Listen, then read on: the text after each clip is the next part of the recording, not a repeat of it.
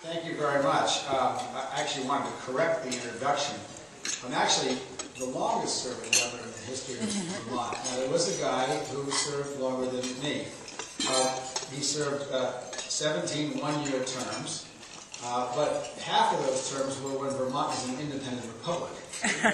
People from Texas hate to hear me talk about Vermont as an independent republic. Actually, we were an independent republic from 1777 to 1791. Thomas Chittenden was the governor for most of that time. So in the history of the state, I'm the longest serving. But the truth is, in the history of Vermont, I'm not the longest serving. I'm going to try to confine my remarks because I really do want to have some time to answer comments, questions, and in the tradition of the Democratic Party, hear rude remarks if necessary. This is an extraordinary industry. And I think I'll just talk a little bit about this. Now, everybody here knows what I'm about to say.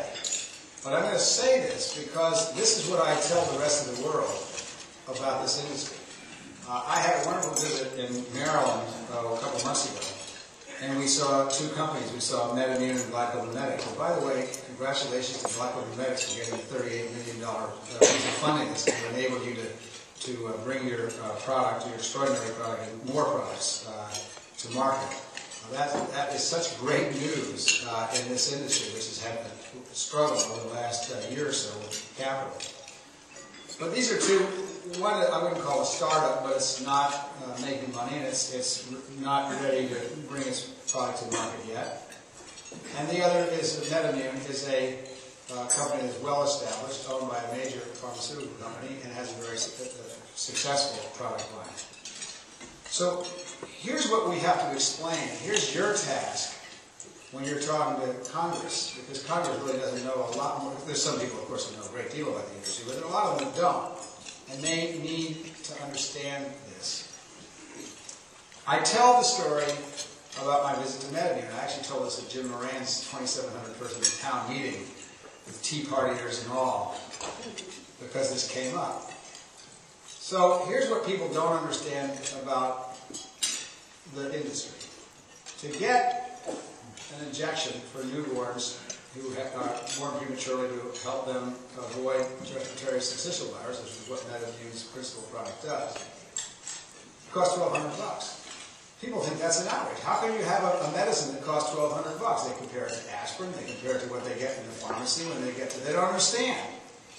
And so then you have to explain to them that if a prematurely born infant comes into the world, their lungs are the last part of them that mature, and that they are highly susceptible to a virus, and if they get the virus, they end up in an intensive care unit for some number of days. There's some that come out not permanently damaged, there's some that come out fine, there's some that don't come out at all.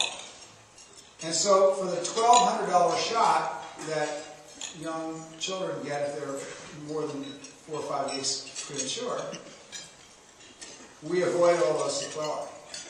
And we avoid millions and millions and millions of dollars that it costs to hospitalize kids in a neonatal intensive care unit. And if you don't want to just measure it in money, you measure it in the agony of the parents who have their newborn baby in an incubator for the first some number of days of their lives.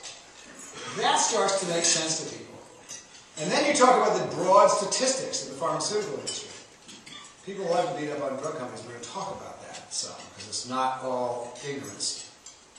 People beat up on drug companies for a variety of reasons.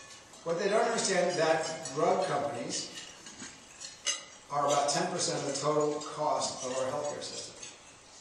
And that whatever you think of what they charge, whether you think it's unjustified or whatever, they in fact has saved us money, enormous amounts of money. When I started practicing 30 years ago, if you came in with an MI, or a heart attack, in this group I guess I can call it an MI, you were in the hospital for 10 to 14 days.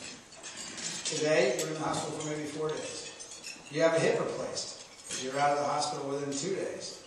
Pneumonia is no longer the leading cause of death in the United States of America. All these things are pharmaceutical innovations. And they have saved us a fortune.